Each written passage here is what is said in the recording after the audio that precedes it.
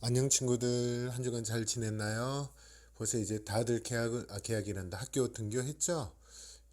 일주일에 한 번씩 매일 갈 줄 알았는데 일주일에 한 번씩 가네요. 코로나가 계속해서 좀 나아져야 되는데 더 확산되어서 특별히 인천에 우리 친구들 더욱더 몸 조심하시고 관리 잘하세요. 손도 잘 씻고 마스크 잘 끼고 그래야지 빨리 코로나가 퇴치가 난 뒤에 우리가 또 함께 예배 드릴 수 있는 것 같네요. 얼른 우리가 이 코로나가 끝나고 함께 예배 드렸으면 좋겠습니다. 오늘 또 하나님께서 무슨 말씀 하시는지 우리 말씀 가운데 한번 들어가 보도록 하겠습니다.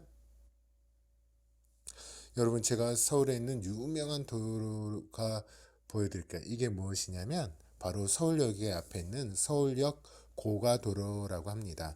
이 도로는 1960년 70년대에 우리나라 경제 성장의 상징이라고 불릴 정도로 중요한 의미를 가지고 있었습니다. 1960년대에 접어들어 우리나라 경제가 발전하면서 자동차가 교통량이 많아지자 이를 해결하기 위해서 지은 도로입니다. 이후 서울역 고가도로는 경제 성장 상징과도 같은 구조물이 되었습니다. 그런데 시간이 지나면서 문제가 생겼습니다. 1990년대부터 이 오래된 도로는 도시 미관을 해치는 흉물 취급을 받기 시작했습니다. 그리고 2006년에 이 도로를 꼼꼼하게 조사했는데 더 이상 도로로 사용하기에는 안전하지 않다고 평가받았습니다. 서울역 고가도로는 보기에도 좋지 않고 위험한 골칫거리가 된 것이죠. 그래서 사람들은 이 도로를 하루빨리 철거해야 된다고 생각했습니다. 서울역 고가도로는 어떻게 되었을까요? 짠, 바로 이렇게 됐습니다. 밤에는 되게 아름다운 모습으로, 또 낮에는 아름다운 또 공원처럼 이렇게 만들어진 것이죠. 이렇게 멋진 공원은 탄생되었는데 많은 사람들의 아이디어와 노력이 더해져서 사람들이 언제든지 편안하게 이용할 수 있는 공원이 만들어졌습니다. 사람들은 이제 이곳에서 나무를 바라보며 쉬기도 하고 문화예술 공간이나 전시도 관람하면서 즐거운 시간을 보낼 수가 있게 되었습니다. 2017년 서울로 7017이라는 이름으로 개방된 이 공원은 지금까지 2,500명이나 되는 사람들이 방문했어요. 물론 지금은 이제 코로나 때문에 많이 오지는 않지만 나중에 여러분 한번 가보세요. 얼마나 예쁜지. 그래서 세계 많은 나라에도 알려져서 외국인들이 한국에 오면 꼭 방문하는 유명한 관광지라고도 합니다. 많은 사람들의 노력으로 도시의 흉물이 시민을 위한 멋진 공원을 변했습니다. 없어질 수도 있었던 낡은 다리가 이제는 우리나라의 자랑이 되었으니 정말 놀라운 변화죠. 모든 것이 다 변화해야 되는 것은 아니지만 서울역 고가도로처럼 변화가 필요한 것들이 있습니다. 예를 들어 안전을 위협하거나 혹은 보기에 좋지 않은 것들이 여기에 해당될 것입니다. 그런데 사람에게도 변화가 필요합니다. 사람은 누구나 잘못한 태도, 고치기 어려운 나쁜 습관 가지고 있습니다. 사람들을 힘들게 하거나 아프게 하는 것들도 가지고 있고 그런 것이 분명히 변화가 필요하죠. 그렇다면 하나님은 하나님의 백성이 변화되기를 또한 원하십니다. 하나님 백성이 죄를 버리고 깨끗한 마음으로 하나님을 따르는 거룩한 삶을 살기 원합니다. 그렇다면 우리는 어떻게 변할 수 있을까요? 어떻게 변화된 삶을 살 수 있을까요?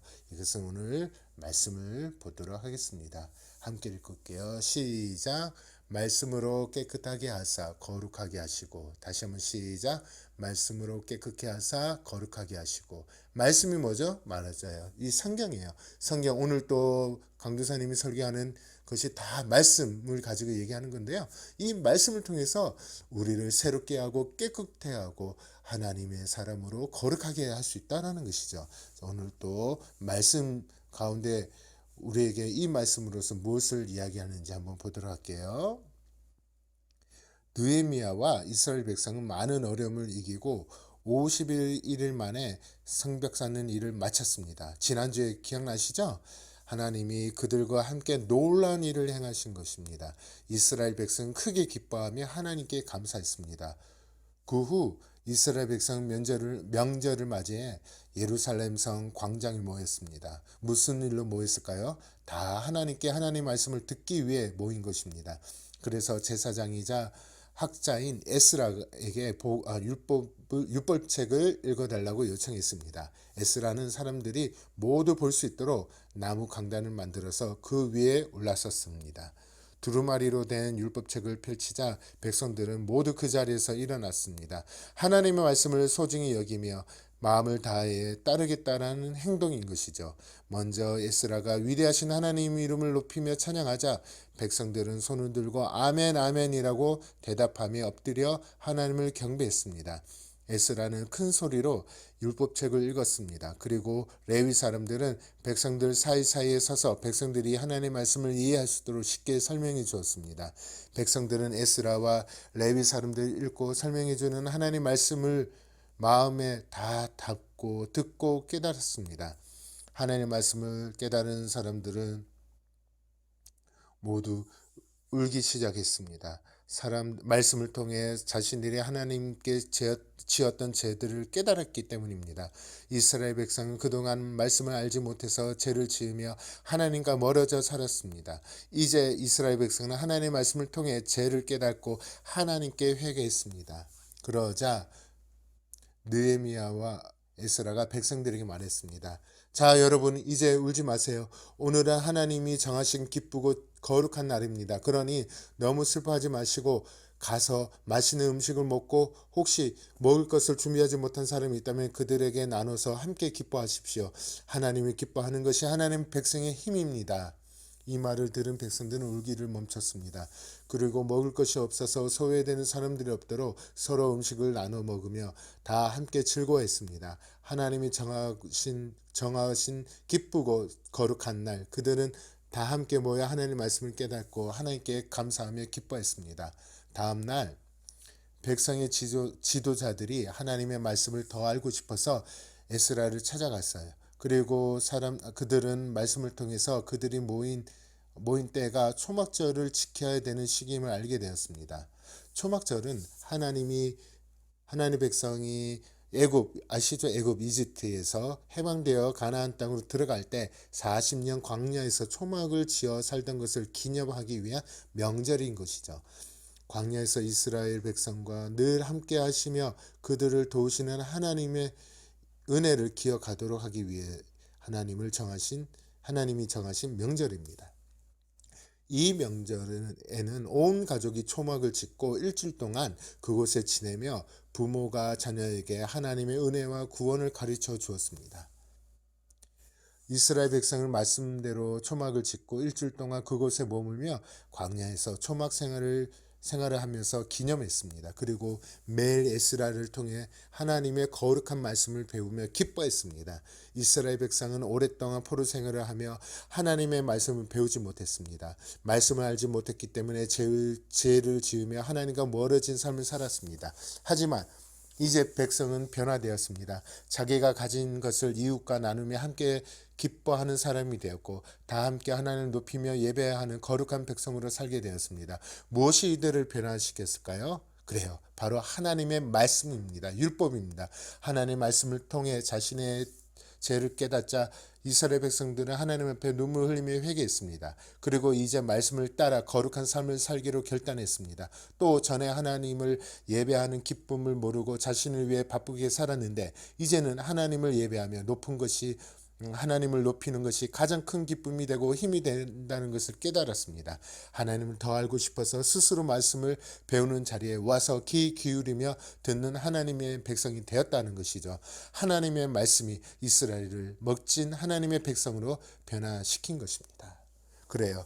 우리가 하나님 말씀을 통해서 우리가 여러분도 똑같은 것입니다. 강도사님의 말씀을 통해서 강도사의 말씀이 뭐죠? 하나님의 말씀을 가지고 얘기하는 것이죠. 이 말씀을 통해서 하나님이 무엇이 싫어하시고 무엇을 좋아하시고 우리를 향한 하나님의 사랑이 무엇인지 깨닫게 되는 것이죠.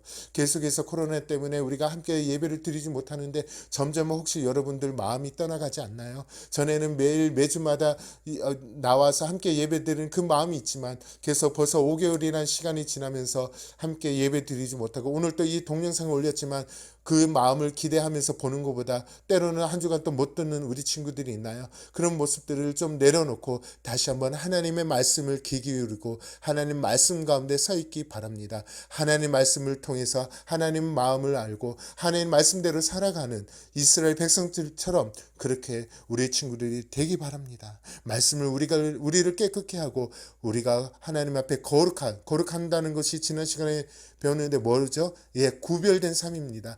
하나님 알지 못하는 사람들과 같이 살아가는 것이 아니라 하나님의 백성으로서 그들이 구별된 삶을 살아간다는 것이죠. 이것을 통해서 우리가 그렇게 하나님 기뻐하는 삶을 살 수 있는 것입니다. 다시 한번 우리 말씀을 읽도록 할게요. 말씀 시작. 말씀으로 깨끗게 하사 거룩하게 하시고. 예, 말씀은 곧 하나님의 능력이고 하나님의 모든 내용이 마음이라는 것이죠. 하나님 마음을 알고 하나님 말씀을 통해서 우리가 정말 새로워지고 하나님이 기뻐할 수 있는 우리 삶을 살아갈 수 있는 우리 친구들이 되기 바랍니다. 우리가 계속해서 함께 보지 못했지만 정말 하나님 말씀을 정말 읽고 묵상하고 나갈 수 있는 우리 친구들 되기 바랍니다. 강도사님 정말 바라는 것은 우리 친구들이 마음이 떠나 정말 하나님 말씀 예배보다는 세상 어떤 것에서 집중하지 마시고 그것을 하되 무엇보다도 하나님을 사랑하고 하나님을 기억하면서 살아갈 수 있는 우리 친구들이 되기 바랍니다. 그래서 하나님 말씀으로 변화되는 우리 친구들 되기를 강도사님이 기도할게요.